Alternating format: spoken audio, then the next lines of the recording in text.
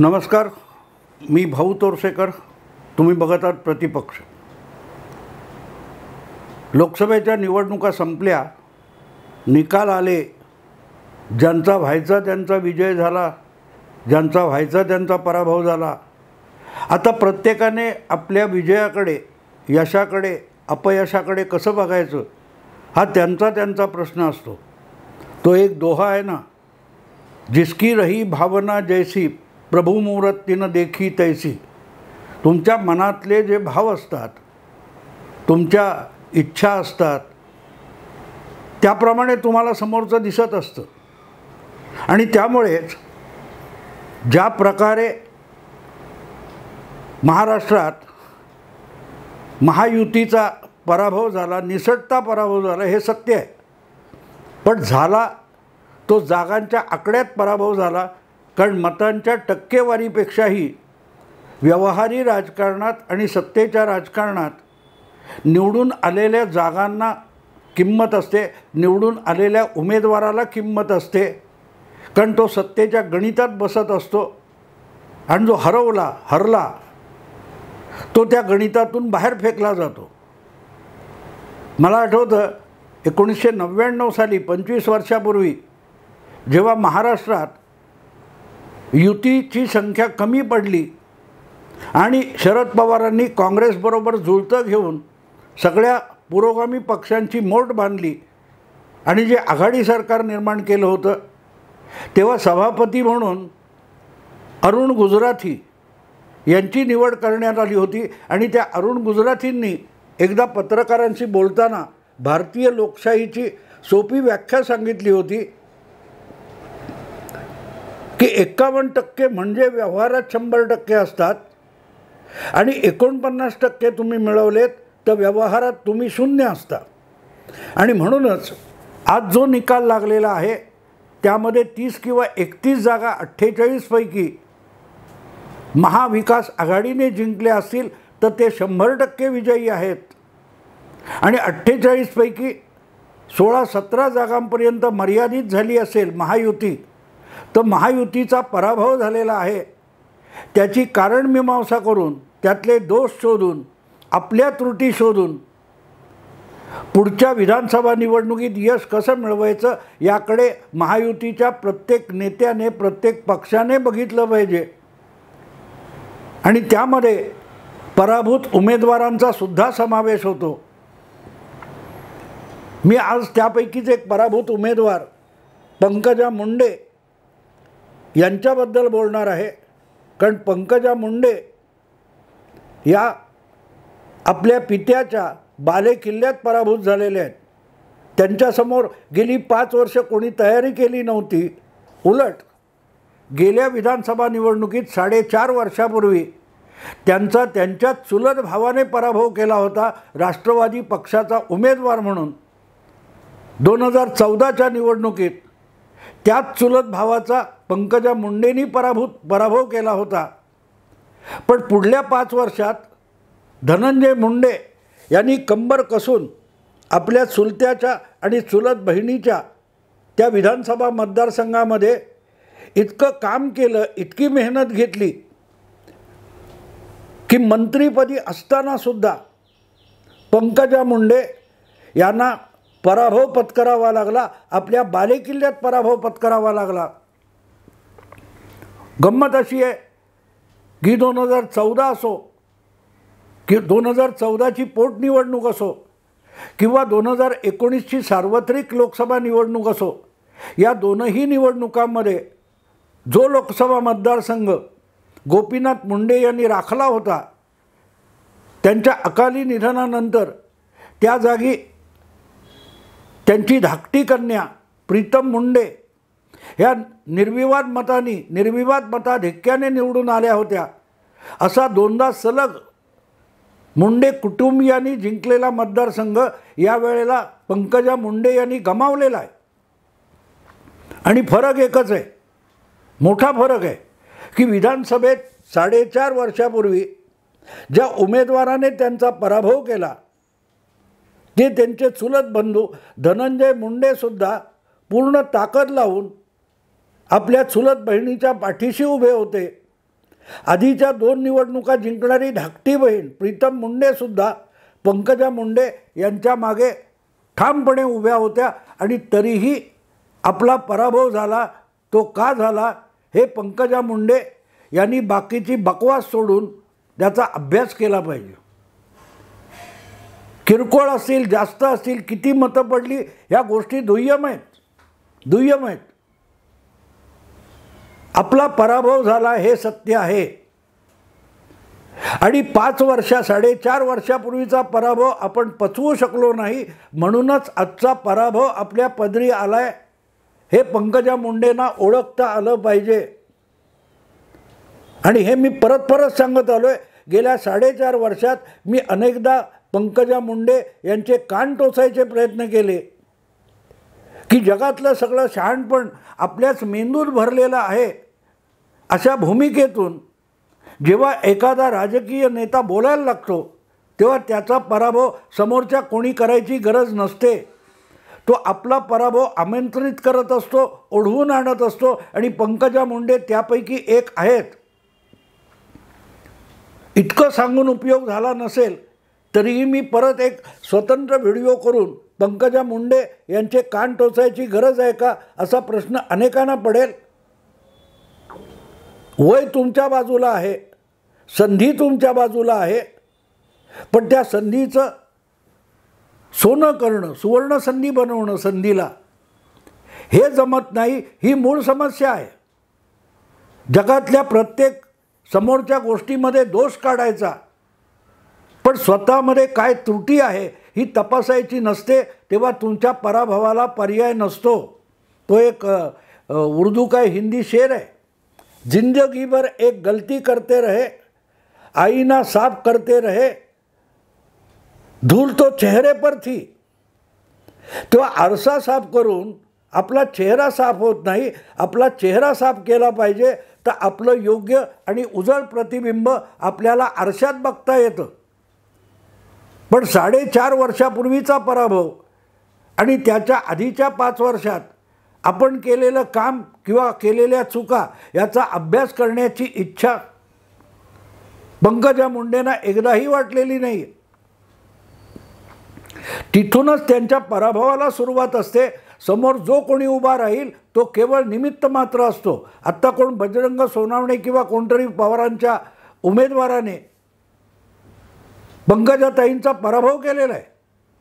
या आपल्या बजरंग सोनावणे यांनी किती दिवस आधीपासून बीड लोकसभेसाठी तयारी केली होती. अजून 1 वर्ष झालेलं नाही, 11.5 महिने झालेत राष्ट्रवादी काँग्रेस पक्षामध्ये फूट पडून. शरद पवारांना आपल्या पक्षाला बीडमध्ये जमवाजमव करायला 11.5 महिन्यांचा काळ मिळाला असं आपण म्हणू शकतो. पण लोकसभा निवडणुकीचे वेध लागेपर्यंत म्हणजे अखेरच्या 2-3 महिन्यापर्यंत आपल्या पक्षाच्या वतीने बीड या लोकसभा मतदारसंघात कोणाला उभं करायचं हे पण शरद पवारांनी निश्चित केलेलं नव्हतं. त्यांच्यासमोर उमेदवार पण नव्हता. अशा अकस्मात समोर अवतरलेल्या उमेदवाराकडून आपला पराभव झाला तर का झाला याचं आत्मपरीक्षण पंकजा मुंडे यांनी केलं पाहिजे.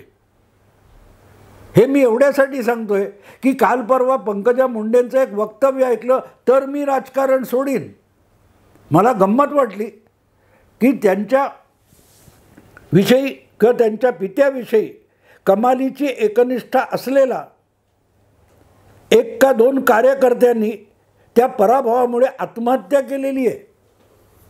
पंकजा मुंडेंचा अपयश किंवा पराभव या त्यांच्याशी एकनिष्ठ असलेल्या कार्यकर्त्याचा इतका जिव्हारी लागला की त्याने आपलं आयुष्य संपवून टाकलं. अशी एकनिष्ठ मंडळी जेव्हा आपल्या गाठीशी असतात ना तेव्हा त्यांच्या निष्ठेचं सोनं करणं आपल्या हाती असतं. अन्यथा आपण आपल्या अहंकारामध्ये, आपल्या मनमानीमध्ये आपल्या सकट अशा एकनिष्ठांच्या आयुष्याची माती करून टाकतो.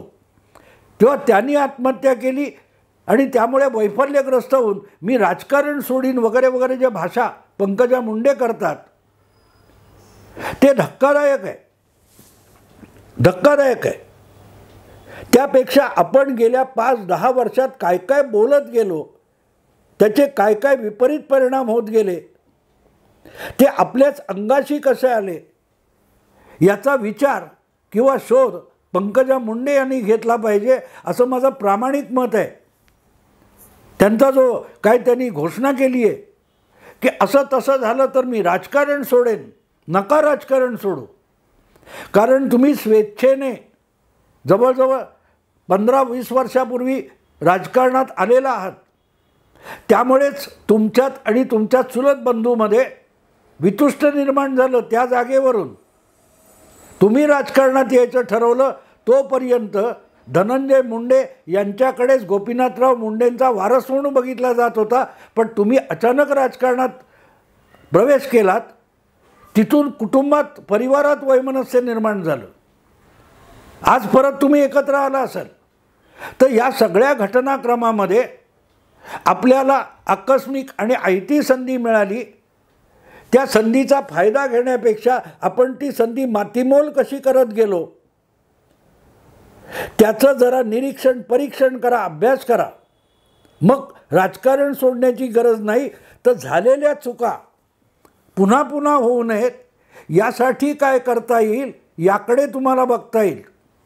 तुमच्या डोळ्यासमोर एकनाथ खडसे यांच्यासारखं तुमच्या पिताश्रींच्या समकालीन नेत्याचं उदाहरण आहे. काय करून घेतलं एकनाथ खडसेंनी? राजकारणात बोलावं कमी. मी अनेकदा यशवंतरावांचं ते उदाहरण देतो की काय बोलू नये हे राजकारणात आलेल्या माणसाला पक्क माहिती असलं पाहिजे. कारण काय बोलू नये ते बोललात की त्याचे दुष्परिणाम होत असतात. आणि पंकजाताई नको ते बोलण्याचाच बळी ठरलेले आहेत. त्यांना दुसरं कोणी हरवू शकत नाही. पंकजा मुंडेंनीच हरवलेलं आहे. काय काय बोलत होता तुम्ही? आपला मतदारसंघ तुम्ही जेव्हा भक्कम करता त्या आधारावर तुमच्या मतदारसंघाच्या बाहेर तुम्हाला मोहिमा काढता येतात. जो परळी, वैजनाथ वगैरे काय रेणापूर किंवा काय जो मतदारसंघ आहे तुमच्या वडिलांनी ढोर मेहनत घेऊन मशागत करून उभा केलेला, तो तुम्हाला आयता दिला होता. त्यासाठी तुम्ही मेहनत केलेली नव्हती. आणि त्या मतदारसंघात आपले पाय घट्ट रोवून उभे राहिल्यानंतर गोपीनाथ मुंडे हे बघता बघता संपूर्ण महाराष्ट्राचे नेते झाले. एक बीडच्या एका तालुक्यातला, एका मतदारसंघातला नेता हा जिल्ह्याचा आणि संपूर्ण महाराष्ट्राचा नेता होऊन गेला. त्याचं अनुकरण करायला शिका. आपल्या वडिलांनी नेमकं काय काय केलं होतं. वडिलांनी एकनिष्ठ पाठीराखे निर्माण केले. ही तुमची मालमत्ता नसते, ते भांडवल असतं. त्या भांडवलाच्या आधारावर आणखीन आपल्या पेशाचा विस्तार करणं, आपल्या कार्यक्षेत्राचा विस्तार करणं आवश्यक असतं. त्यापेक्षा आपल्या हाती अधिकार आलाय त्याचा वापर करत तुम्ही बडबडत बसलात. आणि बडबडण्यातून तुम्ही जेवढे लोक दुखावले त्याचे परिणाम तुमच्या वाट्याला आलेले.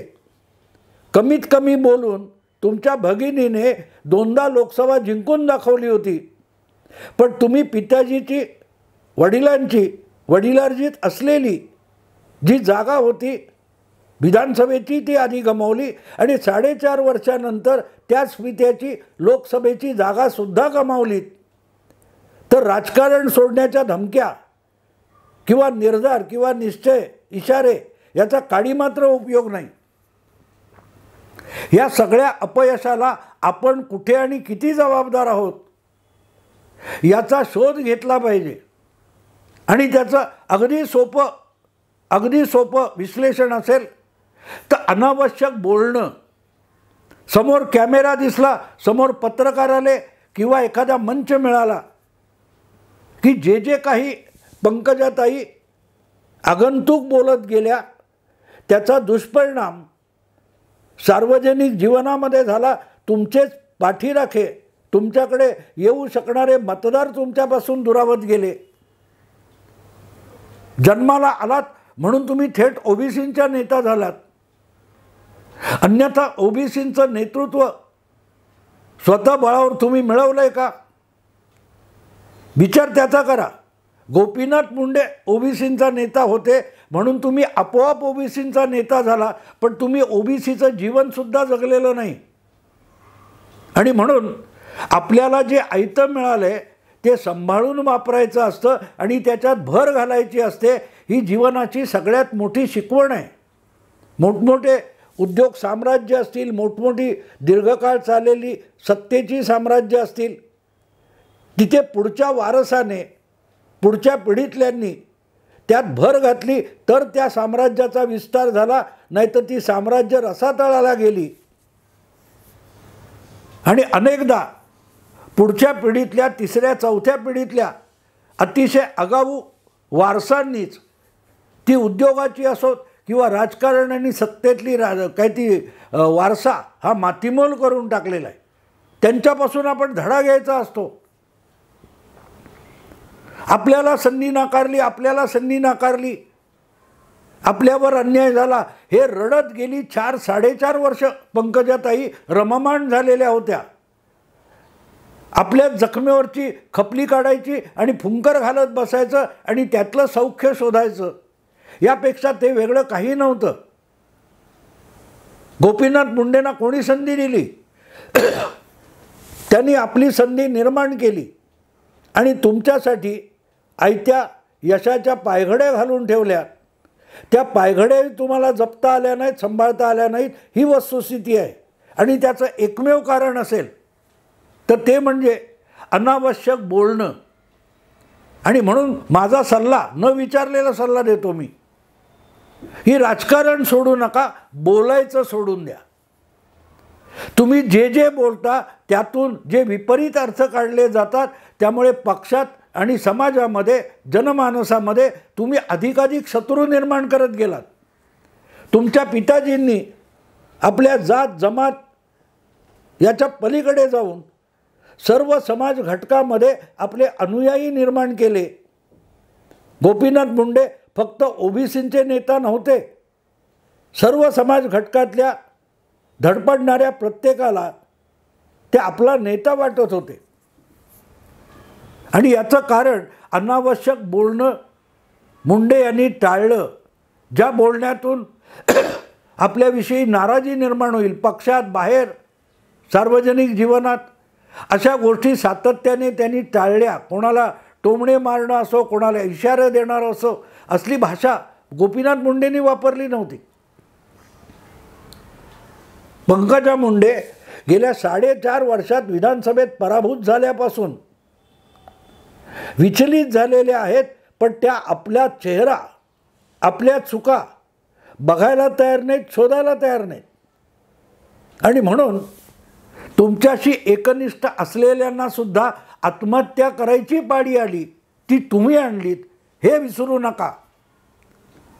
त्या कोणी एकनिष्ठेने फार भावनेच्या आहारी जाऊन आत्महत्या केली असेल, पण आपण अपयशी ठरलो तर त्याला इतकी लाज वाटली की त्याला जगायची इच्छा उरली नाही. आणि त्याचं एकमेव कारण आहे की लढण्यापेक्षा तुम्ही बोलत राहिलात, तोंडाची वाफ दौडत राहिलात.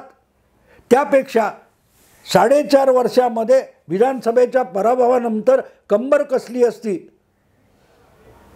तर हे अपयश पदरी आलं नसतं. मला आठवतं आत्तासुद्धा तिकीट मिळाल्यानंतर आपल्या भगिनीच्या जागी, प्रीतम मुंडेंच्या जागी पंकजा मुंडेंना पक्षाने उभं केलं तर प्रीतमताईला नाशिकची जागा देऊ, ही वायफळ बडबड करायची कशाला?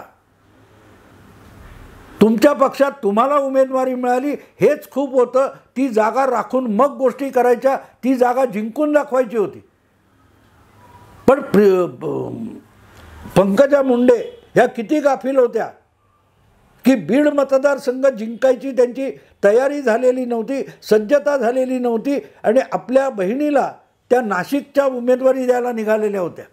इतका अधिकार तुमच्याकडे आला कुठून?